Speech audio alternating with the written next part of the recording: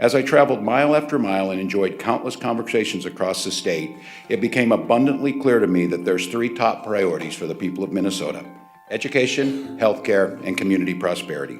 Minnesotans want to bring down the cost of healthcare, provide a quality education to their children and grandchildren, and ensure that communities across this state are prospering. The budget that I'm unveiling today will make significant strides in achieving these priorities. The first priority of this budget tackles is education. Minnesotans know investing in our children is investing in the future. As a former teacher, I've seen firsthand the power of education for a child. Every student in Minnesota deserves the opportunity to learn in the best schools in the world with caring teachers. The second priority of this budget, and Minnesotans' priority, is healthcare. What Minnesotans want out of healthcare is pretty simple. First of all, they don't want to get sick and have to use it.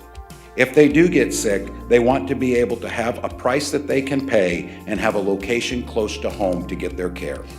For too many of our neighbors, this is not the case. Many Minnesotans do not have health coverage or struggle to afford the high premiums. Skyrocketing costs for care and prescription drugs keep Minnesotans from getting the care they need. The third priority that countless Minnesotans talked to us about was the idea of community prosperity. This last year, I had the opportunity to crisscross our state, visiting hundreds of communities and thousands of conversations. What became abundantly clear is that prosperity and opportunity for all people in all parts of the state stems from the well-being of their community. And while communities may look different, most share the same goals and face the same challenges.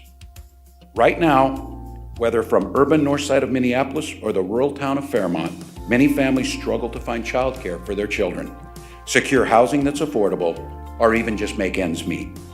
The Minnesotans hit hardest by these realities are communities of color and Native American communities across the state, and people living in towns in greater Minnesota. We must double down in our efforts to support these communities, ensure racial and geographic equity in everything we do. Another critical component of a community's prosperity is the well-being of our transportation and transit system. Minnesota's crumbling infrastructure is putting our safety at risk. A recent independent report found that there are over 1,000 Minnesota bridges and hundreds of miles of roads that are in poor condition. This costs the average Minnesotan over $1,000 a year in gas, lost time, and car repairs. And unless we make serious investments, it is going to get exponentially worse. My budget proposes a 20-cent increase in the gas tax to keep Minnesotans safe, help businesses and farmers get goods to market, and ensure nothing like the I-35W bridge ever happens again in this state. And I want to be clear, this is not a choice between having a gas tax or not. It's a choice between living in a state with the best and safest transportation system in the country or living in a state with crumbling roads and bridges that risk our safety and keep away businesses. No longer are people going to be able to promise free things and do everything without having the courage to propose how we're going to do so.